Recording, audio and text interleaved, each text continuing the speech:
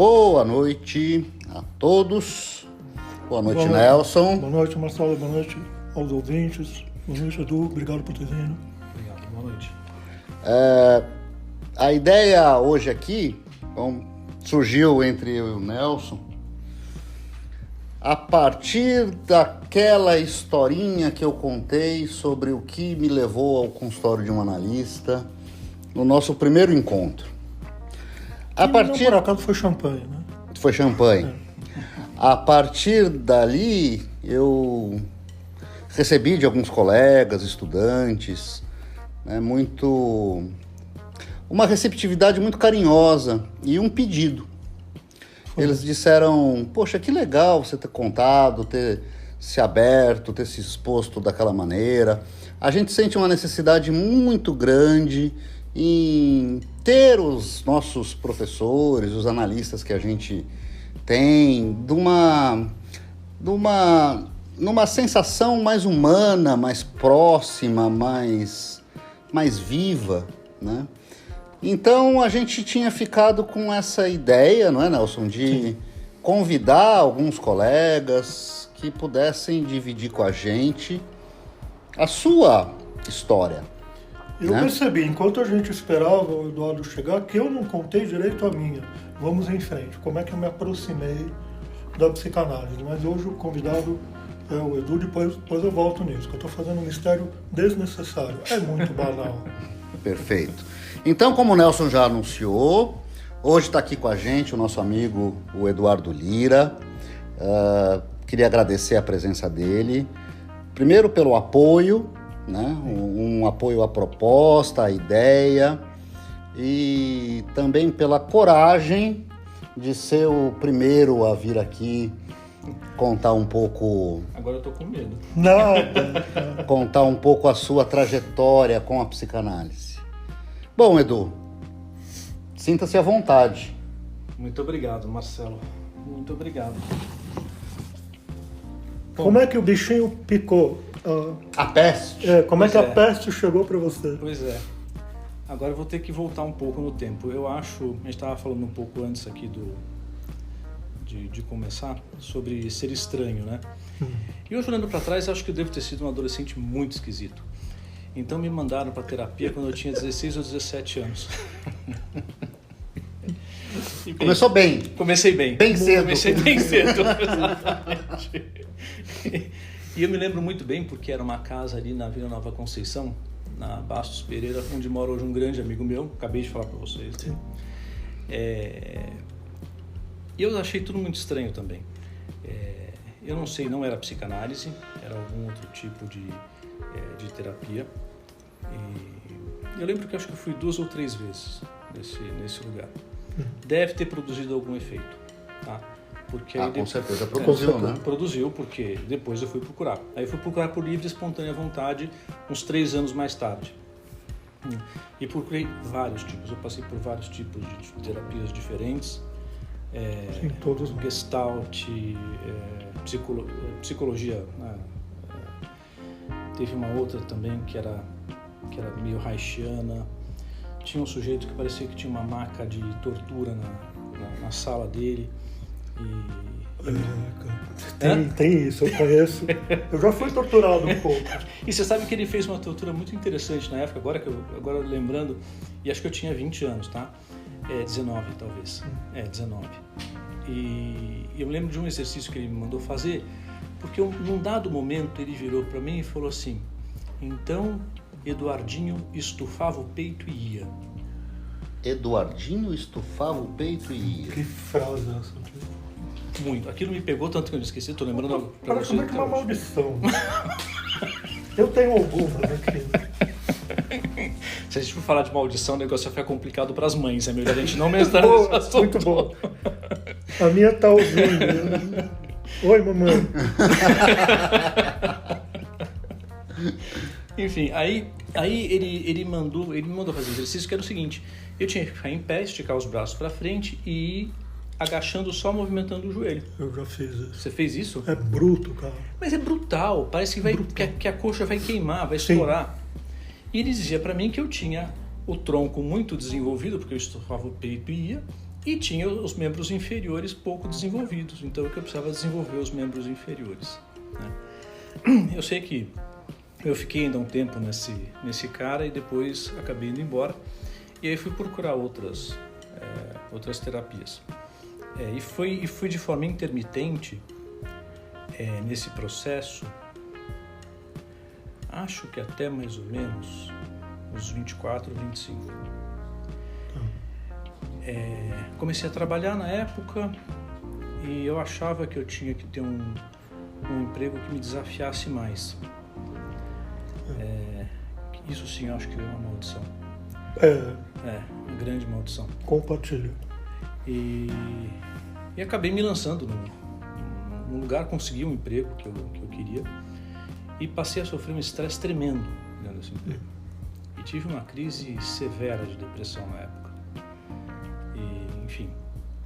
E aí comecei a procurar de novo terapia. E um colega meu indicou um cara, falou assim, vai conversar com esse cara aqui.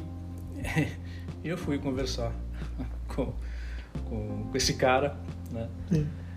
E, cara, assim foi uma coisa impressionante, porque pela primeira vez eu me senti compreendido, muito rapidamente. Essa é uma questão na psicanálise, porque dá essa sensação mesmo, quando você escutar. Assim, foi uma coisa assim, totalmente diferente de outras situações que eu já tinha experimentado em terapias. Me senti compreendido, senti que eu podia falar, não que eu falasse livremente, porque isso é do mundo ideal, né? Mas eu senti que ali tinha alguma coisa que poderia realmente contribuir com a minha vida mesmo, com a vida. E eu já tinha, em paralelo, eu já estava muito interessado, e acho que até aí entra a questão do sintoma, acho que até mais por uma questão sintomática, eu estava muito interessado em estudar a mente humana. Mas eu não tinha ideia de quem tinha sido Freud, de quem tinha sido Melanie Klein, não tinha nada, não tinha ideia desse pessoal. Eu também não, cara. Não? Comecei com uma história meio de... Eu vou lembrar desse autor, mas é um clássico, assim, hoje está chamado autoajuda. Mas eu devorava essas coisas. Eu fui, assim, eu também li, eu lembro que eu li na época muita coisa voltada para o mundo corporativo, né? Eu queria entender o mundo corporativo e as pessoas que trabalhavam no mundo corporativo, por medo. Então você não vem de uma... da psicologia, da medicina? Não. Você vem de uma área... Fiz economia. Tá. Certo. Economia. Uma chamada outra área, não sei porquê, porque a psicanálise é sempre outra, eu também não sou, não tenho formação em psicologia e medicina. A minha formação inclusive é banal, é em direito, e eu não uso para quase nada. Tenho um emprego ainda numa repartição pública, então compartilho dessa história de vida dupla. Já não sou mais tão refém do lugar onde eu trabalho, mas já sofri bastante com isso, cara. Com o mundo corporativo, com o mundo da ideia do funcionalismo público, que não é lá muito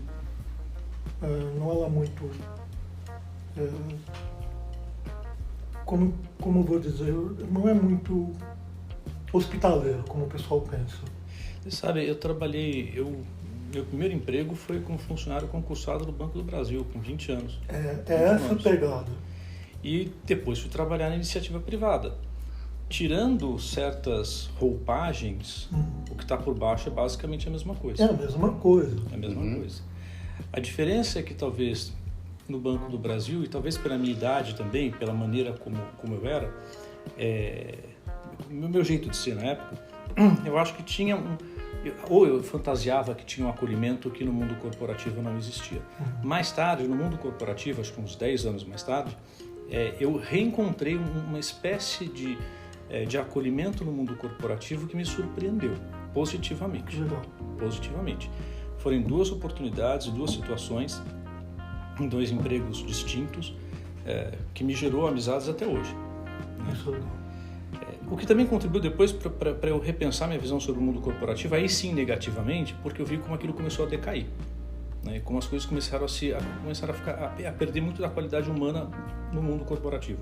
Não é necessariamente tão ruim quanto muita gente dizia, né? Bom, pelo menos a minha experiência, né?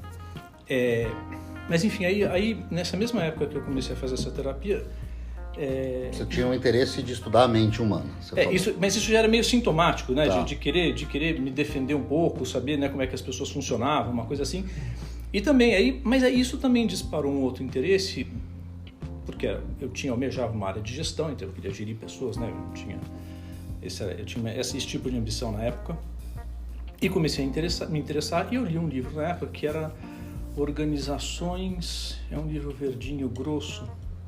Eu sei que tinha Money Curl, tinha um monte de autores ingleses da psicanálise, que eu não tinha ideia de que eram autores psicanalistas, né?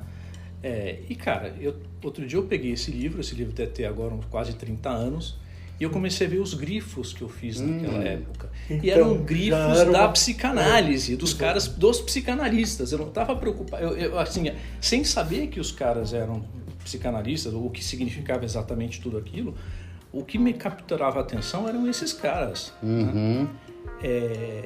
E aí depois eu cheguei, de novo, mas por acaso, no Reich, que acho que foi não foi as funções do orgasmo, foi o Psicopatologia da Vida Sexual, talvez? São clássicos.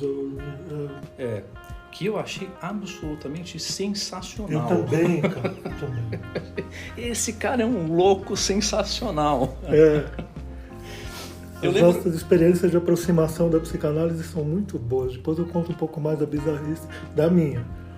Eu achava que era banal. Estou lembrando umas coisas muito bizarras. Eu também. Você pode contar já, inclusive. Inclusive assim, desculpa te interromper porque é convidado, mas eu fiz escola militar e teve uma entrevista, você não sabe dessa história, era um major, uma coisa assim, de vocação, que o cara me chamou dentro da escola militar e falou: você sabe que você não tem vocação para isso, né? Eu falei: sei, mas era sigilo, uma coisa assim.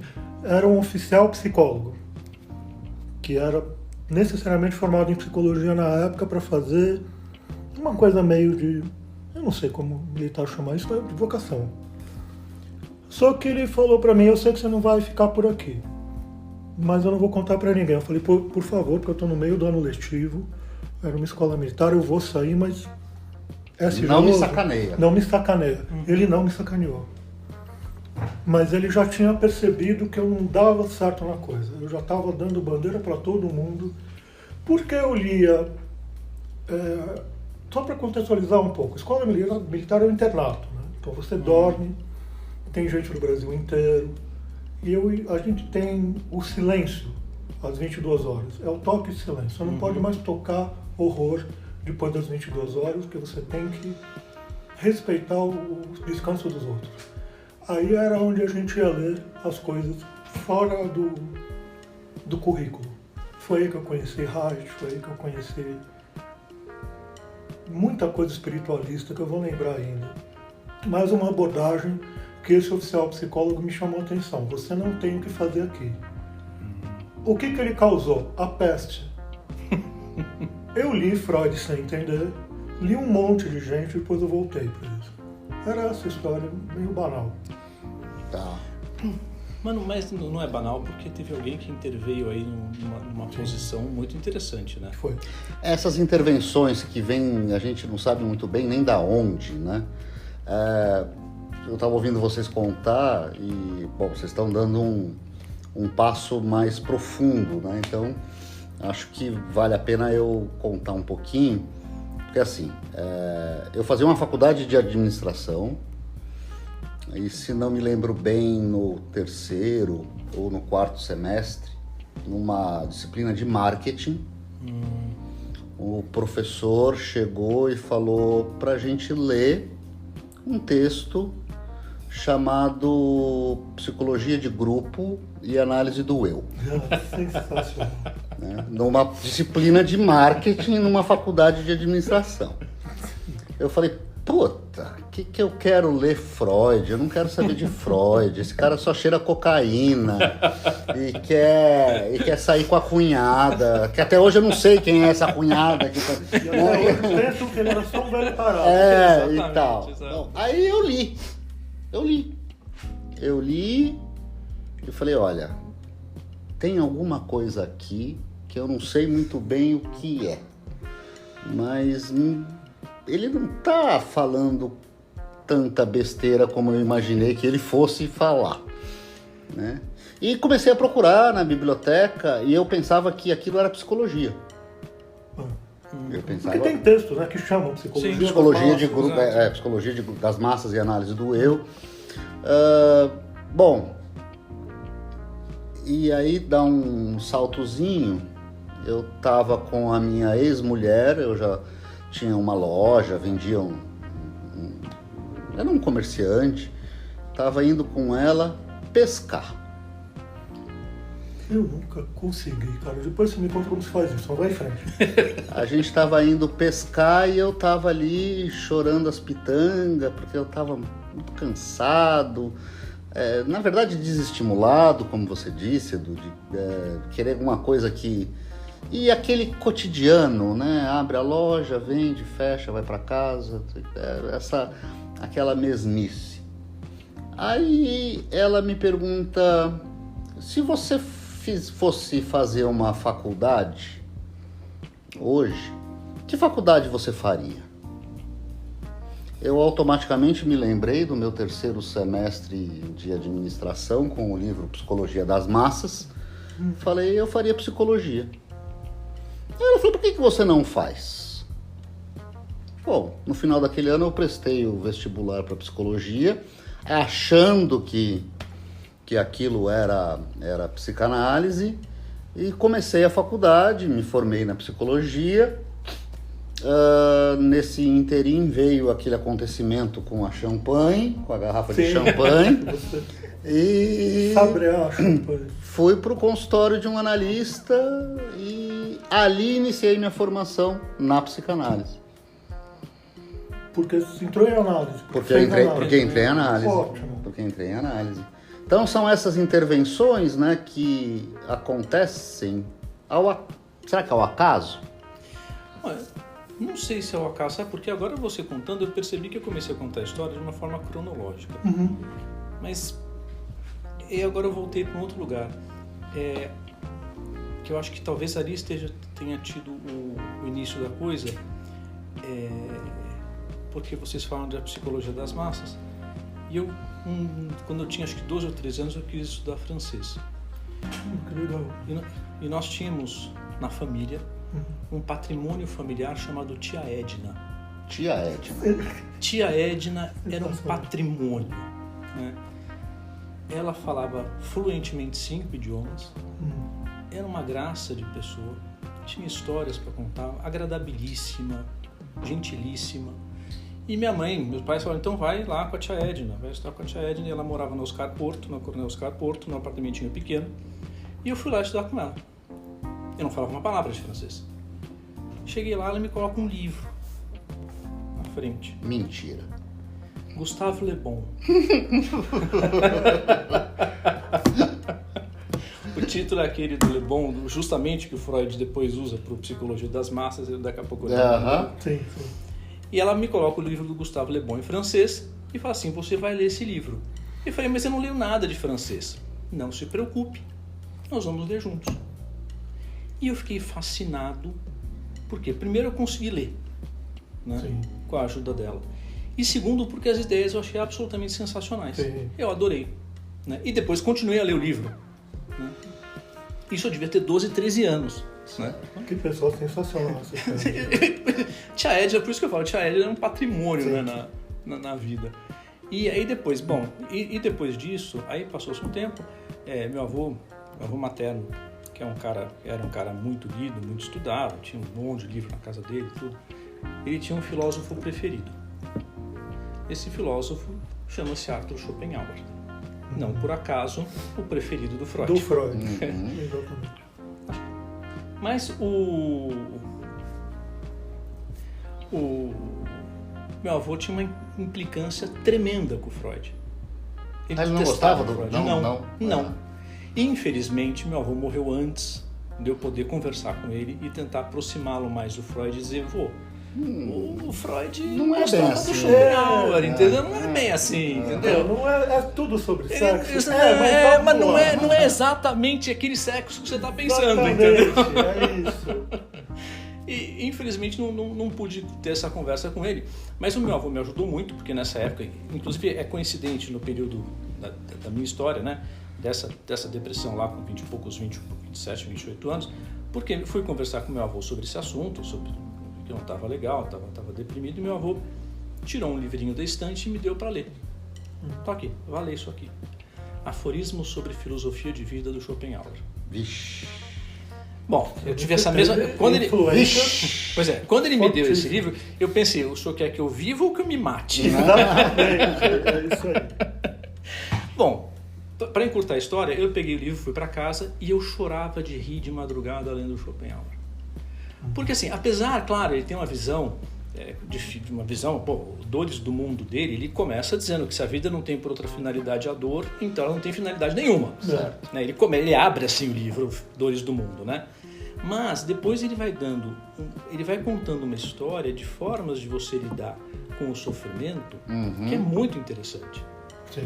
Ele vai dando coisas da realidade, coisas de forma muito simples, muito diferentemente do outro lado da grande obra dele, que é o Mundo como Vontade de Representação, que esse, depois meu avô pediu para eu ler esse livro, eu comecei a ler, não entendi absolutamente nada, voltei para ele e devolvi assim, vô, não entendo nada, eu não tenho capacidade para alcançar isso aqui. Meu avô olhou para mim e falou, como assim não tem? Eu falei, não tenho, esse cara fala de física, química, matemática, história, religião, filosofia, sociologia, psicologia, ele fala de tudo. Esse cara é um gênio, né? Né?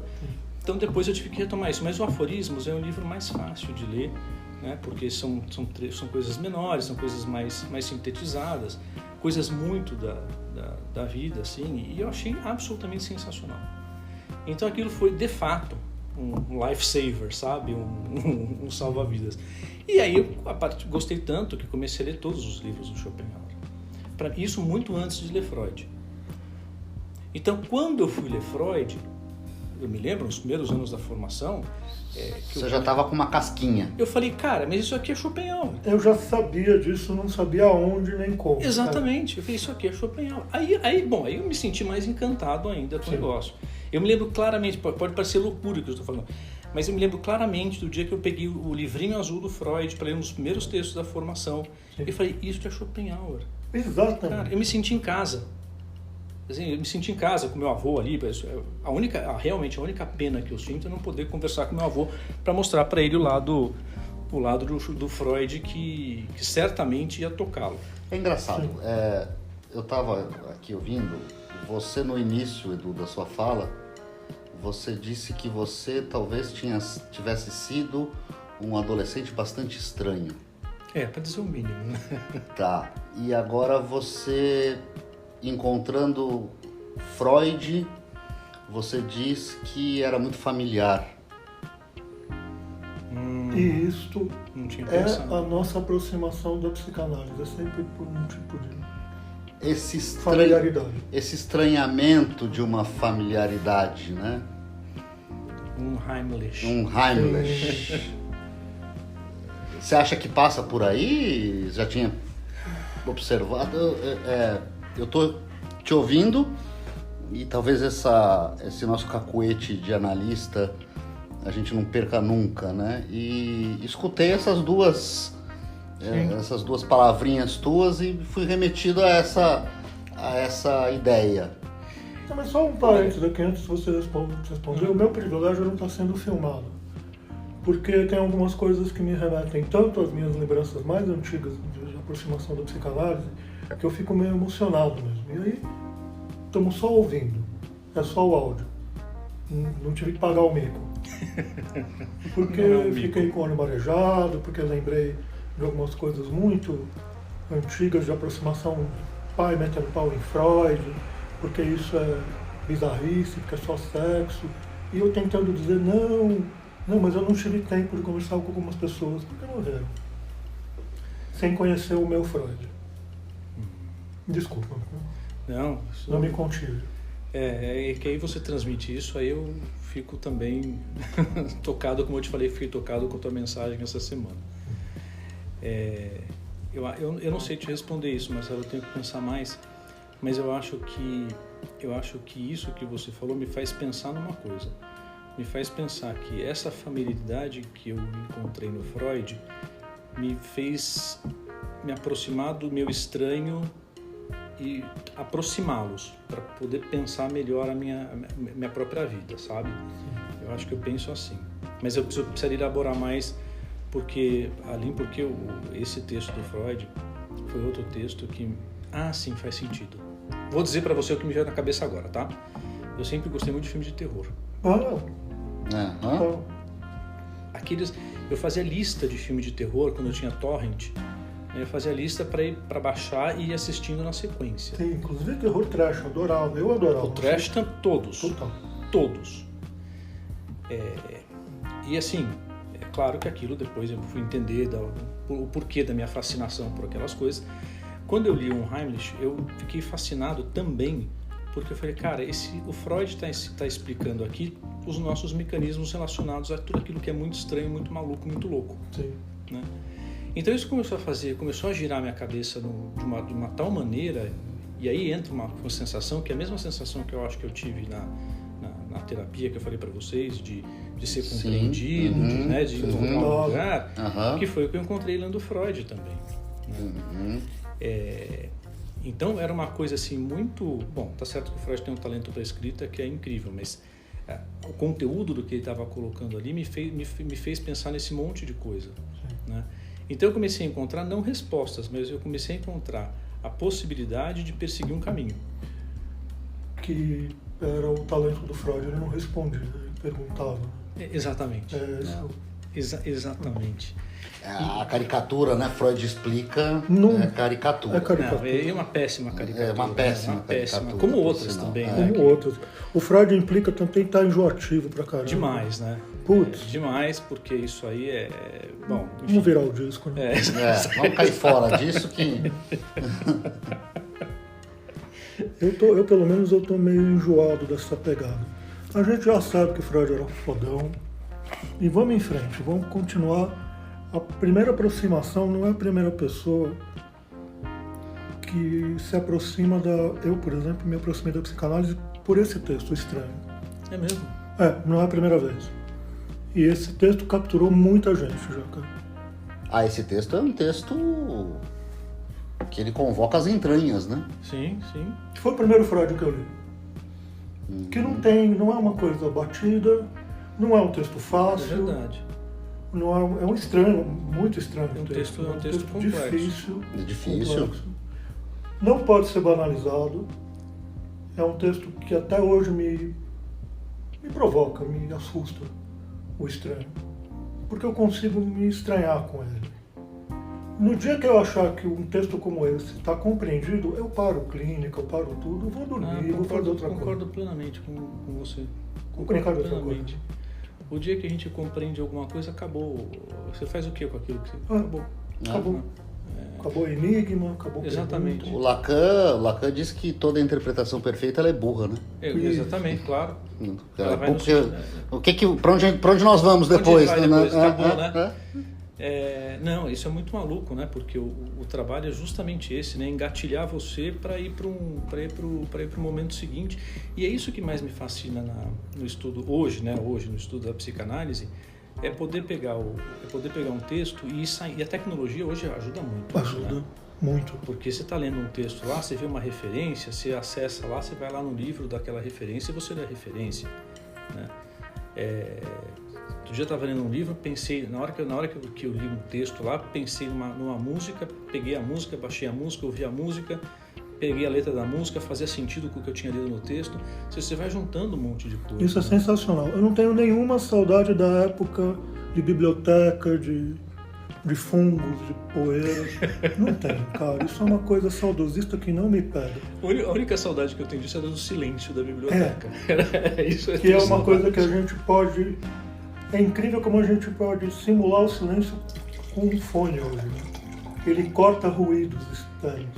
É tão sensacional, eu não uso muito porque eu fico meio aflito. É mesmo?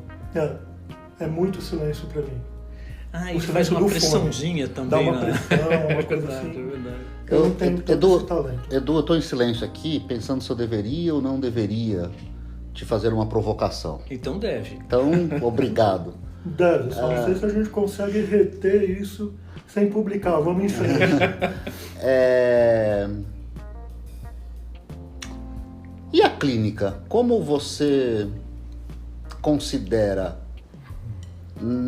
Bom, você disse de um modo bastante interessante, na tua posição de analisando, de paciente, que encontrou ali um lugar de uma familiaridade a partir de um estranhamento, né? E agora ocupando um outro lugar, como você sente a clínica? Mas nem a pau que eu vou deixar pensar. Isso para outra semana. Vamos publicar. Como é que eu seguraria isso? Assim, a primeira coisa que me faz pensar é no que o Winnicott fala sobre ele como analista, que ele faz psicanálise para se manter vivo. Isso. E isso para mim caiu como uma luva, né? Hoje eu trabalho provavelmente mais tempo do que eu trabalhava no mundo corporativo e não era pouco. Isso. É muito legal isso. E eu não chego cansado em casa. Tá? Não chego cansado em casa. Claro, não vou dizer, eu estaria mentindo para vocês se eu disser que toda a sessão é super gostosa e maravilhosa, porque não é isso nem de longe. Não é disso que se trata. Para outra tribo. Mas exatamente, bem observado, para outra tribo. Mas assim, eu me sinto muito mais vivo hoje do que há 30 anos atrás. Mas muito mais. Então, se eu posso, né, eu espero poder oferecer para as pessoas que me procuram aquilo que eu recebi, cara, eu já me dou por satisfeito. Eu acho que a gente pode deter, não é encerrar, é deter esse episódio aqui. Depois a gente continua a conversa e a gente vê o que publica. Se publica 2 episódios juntos, se espera uma semana. Eu não sou muito bom para essa retenção. já aviso logo. Mas os episódios, sim, aí a gente alivia um pouco o ouvinte. Ok. Mas eu não sei, eu não sei se a tua pergunta é no sentido do que eu tô te falando. Totalmente. Era isso mesmo que você estava perguntando? Eu acho que para a gente poder ser psicanalista, a gente tem que encontrar uma certa familiaridade no estranhamento. Que é muito estranha essa sua frase, mas é um lugar comum para nós. O estranho, inclusive, o Heimlich, que é um texto que habitou a nossa fala, é uma indicação nossa, né? Quem não leu está atrasado. Sim. Para mim, eu acho esse texto absolutamente imprescindível para quem... Para a civilização, eu diria. Imprescindível. Bom, né? Esse cansaço que você diz, né? Porque você disse, né? Do que você trabalha muito mais agora como psicanalista do que no tempo que você trabalhava no mercado corporativo. Mas que você termina o dia e você não está cansado. É justamente aí que eu acho, né, importante que a gente não perca a capacidade do estranhamento. Porque todo dia ele faz tudo sempre igual. Isso, que ruptura, né? Que espanto tão intenso isso pode causar nada, nenhum. É aquela rotina, aquela massificação, aquele mais do mesmo eterno, né? Eu abrir a loja, vender minhas coisinhas, ir embora para casa, no dia seguinte, blá, blá, blá. A gente talvez só conseguiu e consegue fazer essa virada porque a gente vai em busca do estranhamento. Qual virada? Só para... Não, a virada para a clínica. Para a clínica. Sim. Para transformar o estranhamento numa prática. Sim. Numa ética, inclusive. Porque talvez a gente carregue nessa capacidade de nos estranharmos, né, de estranhar a si mesmo e de estranhar o outro e, consequentemente, poder ter uma noção de si, uma noção de outro. Talvez isso nos seja um encontro com uma familiaridade. Sim. Familiar desde pequenininho, talvez? Para mim, Talvez sim. Talvez um familiar nesse sentido mesmo. No sentido bem freudiano mesmo, né? De um estranhamento já familiar. Sim. Pode fazer sentido isso para vocês? Pode, inclusive. Sabe como que faz sentido para mim? Quando uma vez meu analista falou assim, você tem muita coragem. É. Você teve muita coragem. Né? Quando eu resolvi atender, enfim, passar a atender e tudo mais. No começo eu entendi isso de um jeito, depois eu fui entender de outro, que acho que é o jeito do que vocês estão falando, do que você falou, Marcelo, que é da gente se colocar diante de algo que tem que ser absolutamente desconhecido. Né? Porque na medida que eu supuser algo sobre aquele sujeito que está ali na minha frente, sem antes de escutá-lo, eu já não estou mais fazendo, eu já estou fazendo qualquer outra coisa. Você já sabe, né? Não tem nem o que perguntar, uma coisa meio... Exatamente, então eu não posso, o que é muito difícil a gente receber, não é? Vocês sabem disso também, é muito difícil alguém sentar na sua frente no consultório e você tentar... Porque a imaginação vai mais rápido, né? Ela pula na frente, né? Ela assim, esse cara aí, ó, tô achando que tem tal coisa, não sei o que. E você, opa, não, pera, fica quieto. E aí eu lembro uma frase brilhante da Agatha Christie, que tá no livro da Agatha Christie, que eu achei sensacional, quando ela fala assim, a imaginação é uma grande serva, mas uma péssima conselheira.